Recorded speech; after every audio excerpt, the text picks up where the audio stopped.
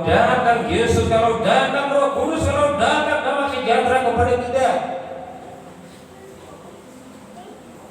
bisa datang Roh Kudus, bisa datang damai sejahtera kepada si A, kepada si B, kepada si C, kepada si D. Kenapa? Karena pribadi seorang itu tidak sama. Hanya datang gereja, hanya tradisi. Sementara si A benar-benar kehausan, dia akan bertemu dengan Tuhan melalui Roh Kudus. Dia haus akan mendapat damai sejahtera daripada Tuhan. Demikian juga kita yang datang ke rumah Tuhan Yesus. Kita haus dan dahaga akan damai sejahtera. Damai sejahtera itu yang memimpin hidup kita, yang memimpin keluarga kita, penuh damai sejahtera daripada Tuhan Yesus. Amin. Bapak Ibu saudara sekalian, yang kedua, waktu murid-murid Yesus datang, Yesus datang kepada murid dan berkata lagi, damai sejahtera bagi kamu. Maksud Yesus, Tuhan akan memberikan yang terbaik dan menjauhkan segala mara bahaya, dan kamu akan mendapat sukacita dalam hidupmu. Itulah maksud Yesus. Kalau kita perhatikan, dia tadi sampai 2 kali Yesus berkata, damai sejahtera bagi kamu. Damai sejahtera, luas pengertian. Kita, selama kita berserah kepada Tuhan, selama kita melakukan apa yang Tuhan minta pada kita, selama kita hidup, kita bersukacita. Apa yang kita minta Tuhan berikan. Yang pertama, kesehatan dan panjang umur. Yang lain-lain juga dikasih Tuhan, asal kita tetap memelihara damai sejahtera yang terus menerus, kita memelihara Roh Kudus di dalam kehidupan kita. Bapak Ibu saudara-saudara sekalian, itu mengingatkan kita yang dikatakan Yesus tadi, bahwa dia akan bangkit dari antara orang mati. Sudah dijanjikan dia. Disalibkan Yesus sampai mati. Sudah dikatakan bahwa dia akan bangkit kembali. Tidak ada yang mustahil bagi Tuhan, karena Tuhan yang punya hidup. Kita hidup di dunia ini hanya menumpang sementara, terserah sama Tuhan kapan kita dipanggil. Itu urusan Tuhan, bukan urusan kita. Yang jelas selama kita di dunia ini, mari berbuat baik.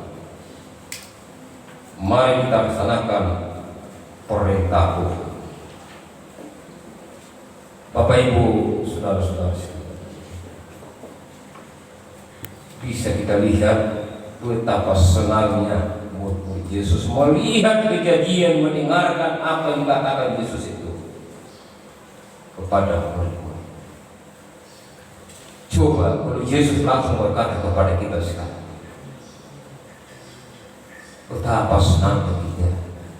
Yesus berkata, kebetulan kita berada di rumah Tuhan yang kudus ini, seolah-olah kita sudah terangkat ke dalam surga. Iman kita menyatakan bahwa kita sudah bertemu kepada Tuhan. Langsung Yesus berkata kepada kita, di rumah Tuhan yang kudus. Oleh karena itu Bapak Ibu saudara sekalian, jangan lewatkan hari yang berbahagia ini. Hari turunnya Roh Kudus, hari Pentakosta, hari ke-50 ini. asa sauri di porokania.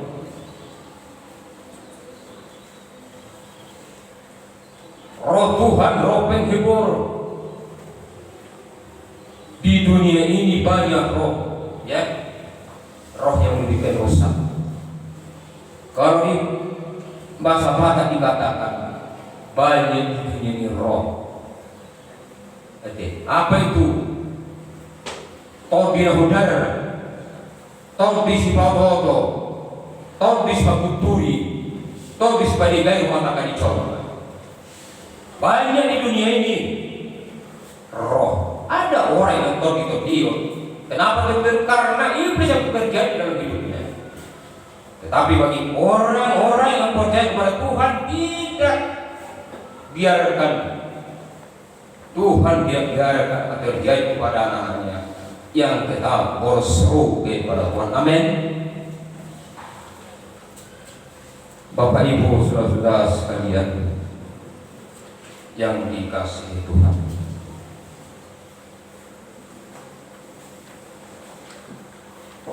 Yesus memulai perkataannya kepada murid itu, damai sejahtera bagi kamu seperti Bapa mengutus aku, demikian juga sekarang aku mengutus kamu. Sesudah Yesus mengatakan demikian, Ia mengebusi muridnya dan berkata, terimalah Roh Kudus. Sekarang Tuhan berkata kepada kita, Yesus berkata kepada kita, kita terimalah Roh Kudus. Kita terimalah Roh Kudus. Amin. Jangan sia-siakan hari yang berbahagia. Orang yang sudah menerima Roh Kudus bukan bisa dilihat. Roh Kudus itu sama seperti angin, tidak bisa kita melihat. Di mana kita melihat angin? Bahwa angin sudah ada. Pertama, dia berhembus, ada pohon-pohon, bisa kita lihat. Berarti angin sudah datang. Kalau Roh Kudus bisa kita lihat dari perbuatan seseorang itu yang dulunya suka memberikan kebencian kepada Allah, suka memberikan kata-kata yang tidak bermakna, kata-kata yang bohong. Tapi sesudah menerima Roh Kudus,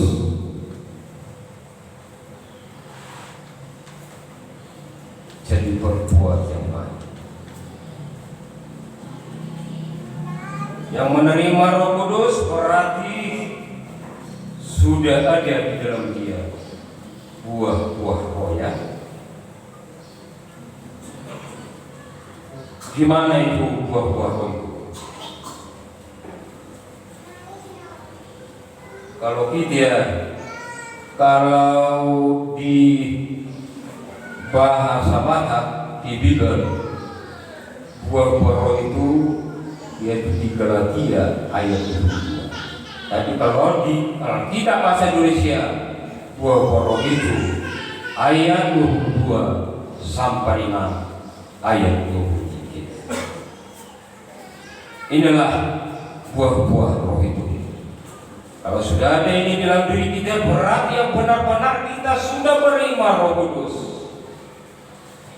Tetapi buah-buah roh itu ialah kasih, sukacita, damai sejahtera, kesabaran, kemurahan, kebaikan, kesetiaan, kelemah lembutan, penguasaan diri. Itulah buah-buah roh. Itulah yang dilakukan orang yang sudah menerima Roh Kudus. Kami yang tidak percaya, kita semua yang di dalam Roh Kudus sudah menerima Roh Kudus. Bapak Ibu saudara-saudara yang dikasihi, perlu kita ketahui, ada gereja yang menyatakan Manusia sudah dipenuhi Roh Kudus harus pandai berbahasa asing, harus pandai berbahasa roh yang tidak dimengerti oleh siapapun. Tapi bagi kita tidak. Bagi HKBP yang sedogma HKBP bahwa seseorang itu sudah dipenuhi Roh Kudus, itu nampak dari perbuatan-perbuatannya yang disenangi orang, terlebih disenangi oleh Tuhan. Amin. Bukan karena pandai berbahasa roh, berbahasa tidak. Perlu kita. Dulu 20 tahun yang lalu banyak menjelekkan-jelekkan agama, termasuk itu HKBP itu tidak ada di penuh Roh Kudus, tidak pandai berbahasa roh. Yang kedua, dua orang HKBP tidak didengarkan oleh Tuhan. Dua kami ini yang didengarkan Tuhan. Dia tidak tahu, bukan gerejanya itu yang minta doa kepada Tuhan, tetapi pribadi orang anggota jemaat itu. Itu juga dulu didengarkan Tuhan kok. Dua anggota jemaat HKBP, bukan HKBP itu anggotanya ini. Dari dulu ada tim dua gereja yang lain, sekarang ada tim dua orang HKBP. Kita ingat pendeta kita yang pertama di sini. Siapa pendeta kita pertama di sini? Ada yang tahu? Siapa? Ina Kristinia. Itulah pendeta kita pertama. Tahun 2000-an di sini pendeta. Hanya itu setengah tahun. Sekarang dia memimpin tim dua di Medan Sumatera.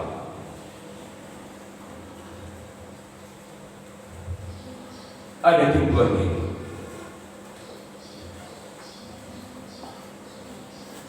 Banyak yang sembuh di luar. Waktu di sini dulu Amang Situmea sempat ada tim dua, termasuk kami dulu. Ada tim dua, ada kami dua kan yang sempat dipengaruhi roh-roh iblis. Kami dua kan sembuh, tapi bukan karena gereja ini, mendoakan pribadi orang. Kita pun Bapak Ibu Saudara sekalian, ya,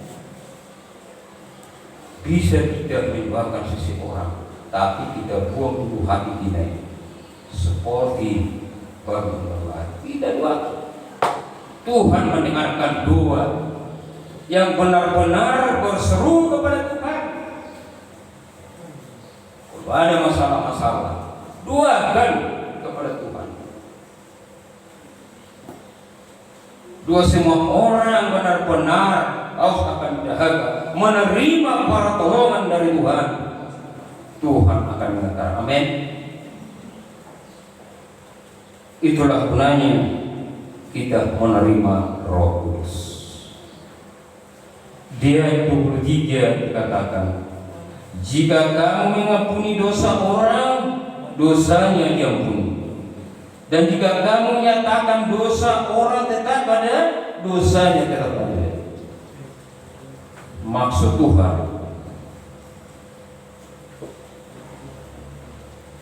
kita yang sudah menerima Roh Kudus harus saling memaafkan, saling mengasihi, dan saling tolong-menolong. Kalau ada orang bersalah kepada kita, kita hapuskan kesalahan. Itulah yang diinginkan oleh Tuhan. Seperti kata Tuhan Yesus, ya, kalau kamu sudah menerima anak-anak, berarti kamu sudah menerima aku.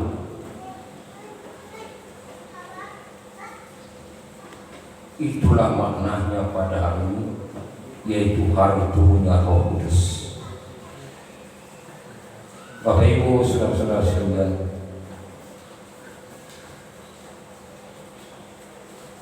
kita terima firman Tuhan hari ini. Kita terimalah damai sejahtera, kita terimalah Roh Kudus, kita bawalah damai sejahtera dari rumah Tuhan yang kudus ini. Kita terima, kita bawalah Roh Kudus ke rumah kita masing-masing.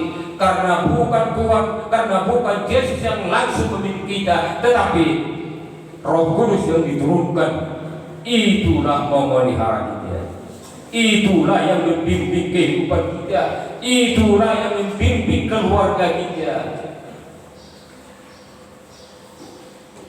Kalau kita tetap bersujud kepada Tuhan, Roh Kudus itu memimpin rumah tangga kita dalam damai sejahtera. Bagaimana pasal rohan damai nasihat dibakar. Itulah yang kita inginkan di dalam pribadi kita masing-masing, terlebih di dalam rumah tangga kita, baik keluarga kita, orang tua kita, kehidupan kita. Kita doakan biar semua kita bersukacita. Jangan hanya kita bersukacita, kita bersukacita, anak kita berkeluarga kita bersukacita, sahabat kita. Tapi Tuhan senang melihat kita bersukacita, keluarga kita, kehidupan kita bersukacita. Baru Tuhan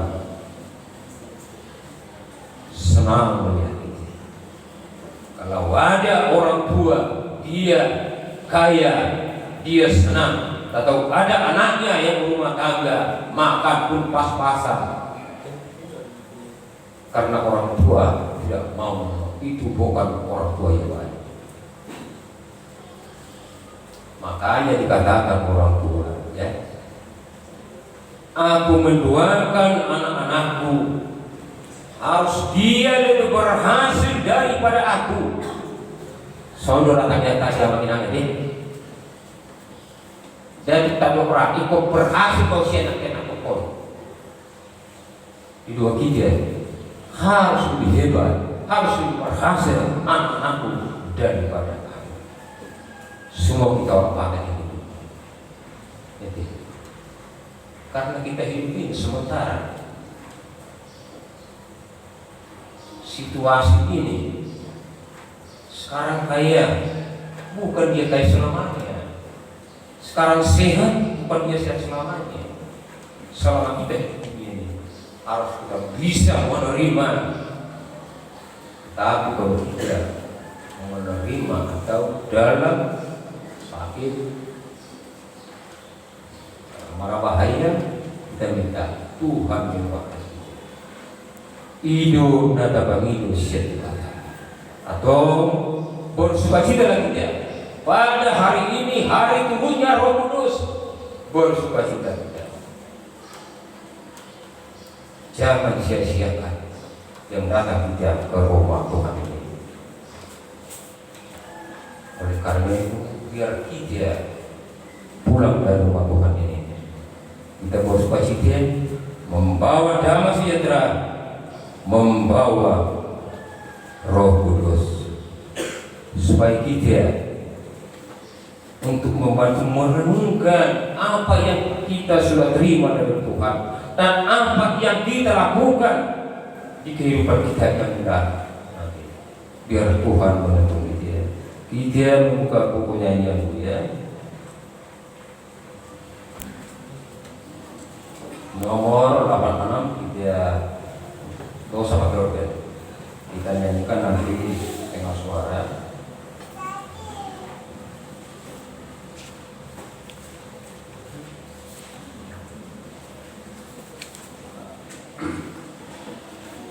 Nomor 86 ya.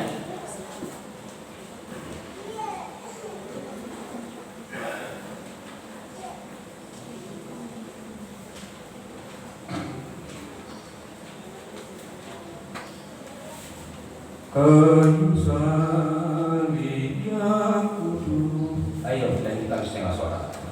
Kayu salib yang kudus, kaulah perlindunganku menghadapi dosaku.